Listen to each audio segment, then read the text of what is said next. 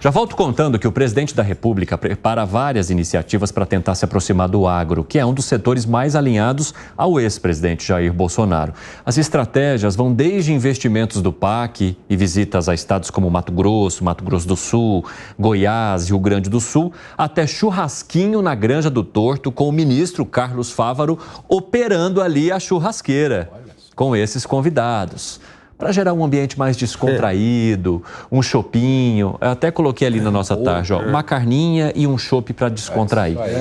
E tem também o pacote de socorro, né, ao agronegócio que o governo está tentando estabelecer por meio do BNDES. Eu quero primeiro saber de vocês, num giro geral aqui, se vocês entendem que essa aproximação com liberação de crédito, com um plano safra que foi recorde no ano anterior, a gente vai acompanhar mais para frente também como é que fica em 2024, se isso pode fazer esse setor embarcar ou se ele apenas vai conviver com o atual governo. Hein, Luiz Felipe Dávila?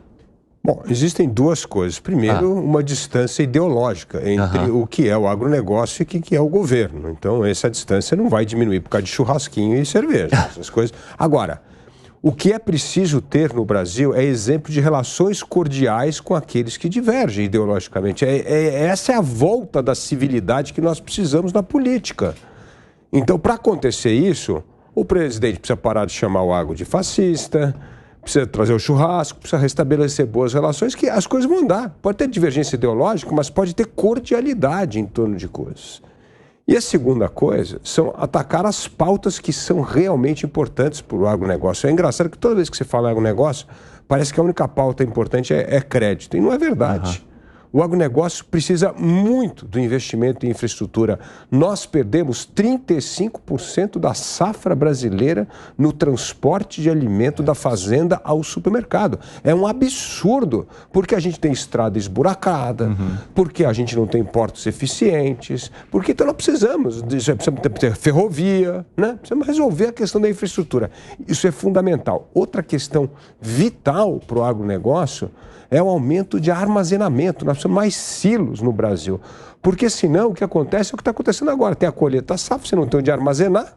E aí o que tem que fazer? Tem que vender pelo preço de mercado. E geralmente é o menor preço possível. É justamente na colheita, porque está todo mundo vendendo. Então, precisa atacar os reais problemas do agronegócio. Eu citei apenas aqui alguns que são fundamentais. Então, se o governo endereçar os problemas, não criar tensão com o vocabulário e respeitar a divergência ideológica, mas encontrar pontos em comum, seria um ótimo exemplo de como reconstruir o que eu digo da civilidade na política e diminuir essa tensão da polarização. Felipe Monteiro, você entende que o presidente da República erra ao atacar de maneira ideológica esse setor justamente por conta da proximidade que ele tem com o ex-presidente Jair Bolsonaro? Porque a gente vive ali uma dicotomia, né? Você tem, por um lado, o governo federal trazendo investimento ou possibilidade recorde para o Plano Safra, aumentando também o crédito disponível para esse setor aqui no país, fazendo obras do PAC, algumas já estão em andamento, outras devem ser lançadas em estados-chave para o setor como Mato Grosso do Sul, Goiás e Rio Grande do Sul. Por outro lado, ele tem um discurso que chama esse mesmo agronegócio, esse mesmo produtor rural, de fascista. Como é que você entende essa divisão que pode ou não ser feita do discurso com a atuação, com a prática? Essa é uma pergunta boa, Cine. É uma pergunta boa, né? Eu entendo que o agronegócio, em geral, ele não é tão homogêneo como as pessoas gostam de defender. Achar que o agro é de direita, achar que o agro é bolsonarista. Isso não existe. O agro, ele é heterogêneo como qualquer setor da economia do Brasil. Tem gente do agronegócio que é de direita, gente do agronegócio que é de esquerda, não é? Então, o Lula, quando ele politiza a pauta do agronegócio, falando que o agro é fascista, que o agro ele é de direita, não é? Ele erra ao politizar um setor importante que é a força motriz da nossa economia. E tem muito que o governo pode fazer para melhorar nosso agro, né? Um dos problemas, por exemplo, do agronegócio no Brasil é a tal pastagem degradadas, né? Se o Brasil, com pouco investimento, consegue recuperar essas pastagens e o Brasil conseguiria produzir muito mais, né? Ou seja, o agro precisa do governo também. Quem acha que o agro não precisa do governo, erra. Então, o Lula poderia muito bem ter essas pautas bem definidas para desenvolver ainda mais o agronegócio, desenvolver a agricultura familiar, que, segundo o IBGE, é responsável por ser 7% dos alimentos na mesa dos brasileiros, né? Ninguém sabe disso. O pessoal olha para o agronegócio e acha que o agronegócio põe comida na mesa do brasileiro. Não. O agronegócio do Brasil tem uma vocação muito mais para exportação. Quem põe comida na mesa do Brasil são os pequenos agricultores, agricultura familiar. Mas eles também fazem parte do agronegócio. Fazem parte do agronegócio, mas o governo vê como diferente. Você tirou esse dado? Naturalmente. Até que existe o plano safra do agronegócio e o plano safra da agricultura familiar. Ou seja, a própria destinação de verbas é segmentada no governo federal.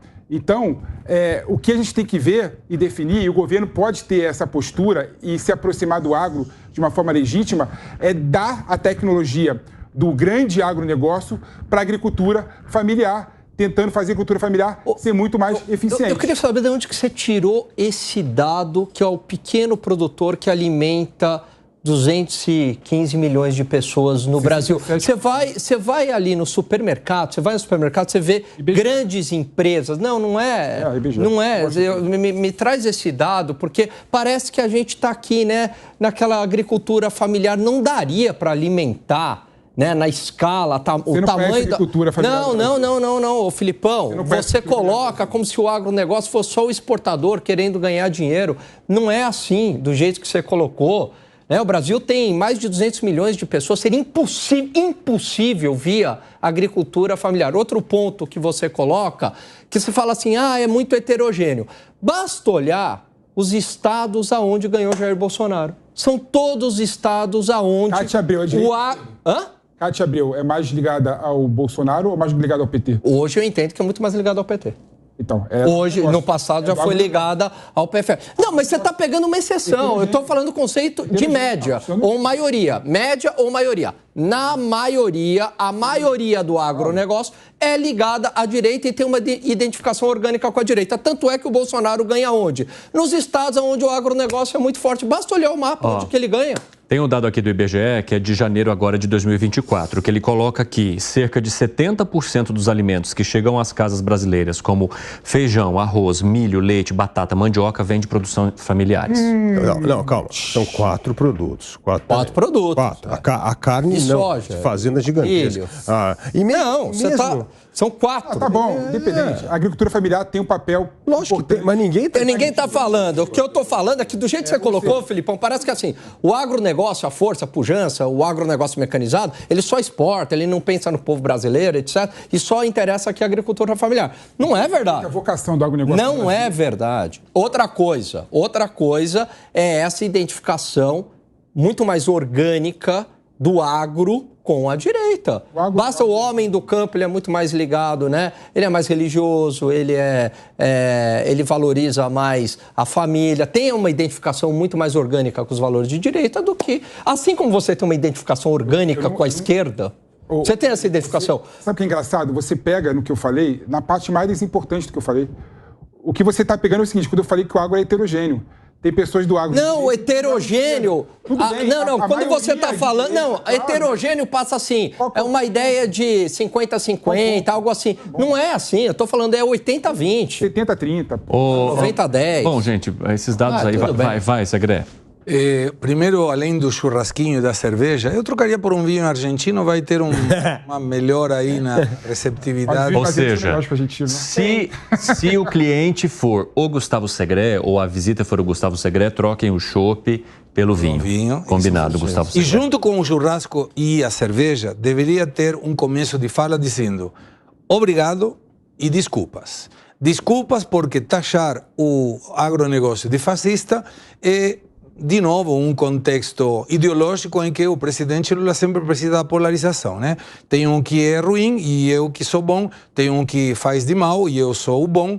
Então, essa questão de taxar de fascista e direitista o agro tem, logicamente, com uma simpatia, como muito bem falou Alan, é simplesmente verificar aonde que o Bolsonaro ganhava, em que estados, e são estados de produção. E, por outro lado, pedir desculpas e obrigado, porque devemos lembrar que do 2,9% do crescimento do PIB, 15,1% foram atribuídos ao crescimento do agro. Sim. Primeiro, o superávit comercial maravilhoso do ano passado, 98 bilhões de dólares, foi fundamentalmente pelas exportações do agro. Então, deveria ser, eu reconheço, o agro é muito importante para o Brasil, muito obrigado e desculpas, porque eu indiquei que vocês eram fascistas e agora eu vejo que tenho que me aproximar de vocês. É isso. Interessante, Gustavo Segre. E tem algo também que eu trago aqui, né, e coloquei até na nossa tarja que está disponível agora, que tem duas questões que ainda provocam resistência do setor ao presidente da República, que é o marco temporal, que houve o veto do presidente da República sobre aquela decisão que foi tomada ali pelo Congresso, e também a proximidade que o PT e o presidente têm com o MST. Isso aí não tem nem como você discutir com o setor do agronegócio em nenhuma ocasião. É praticamente impossível você querer fazer um acordo ou ter um meio de caminho entre o MST e o produtor rural que não pertença a assentamento ou que de alguma forma não já participou do movimento Sem Terra. Então, como é que vocês veem essas pautas que são relevantes para o governo atual, mas que são completamente inaceitáveis para o setor do agronegócio? Isso pode prejudicar esse diálogo, hein, Dávila? Não, se houver invasão de terra, não há churrasco e picanha que segura a relação do governo com o agronegócio. Então, é óbvio, porque respeitar a propriedade privada, isso é um dever constitucional, isso está na Constituição brasileira, não tem discussão disso. E hoje, eu já falei aqui, eu já desafiei o MST nesse programa várias vezes, eu quero ver eles me mostrarem onde é que estão os hectares de terra improdutiva no Brasil. Eu quero que eles me mostrem. Não tem nenhum. E ainda tem, só de estoque, 90 milhões de hectares para a reforma agrária. Agora, por que eles não assentam as pessoas nesses 90 milhões de hectares? Então, assim, não tem desculpa do MST invadir propriedade privada. Isso é um absurdo. Tem que ser combatido com a força da lei e é óbvio que o agro não tolera isso, e com razão não tolera. Porque a gente está falando de terra produtiva, entraram na Fazenda Suzano, entraram na Embrapa, é um absurdo total. Então, assim, não existe. Então, esse é um ponto importante. Certamente, um assunto do churrasco vai ser assim, qual é o grau de comprometimento desse governo com a preservação da propriedade privada? Essa é uma questão fundamental, inclusive para o agronegócio. Então, esse é um ponto real de enorme divergência. E a segunda pergunta que eu faria é, por que o governo não usa melhor os 90 milhões de hectares que já foram concedidos para reforma agrária para pegar as pessoas que pertencem ao MST e colocá-las nessas terras? Por que não acontece isso?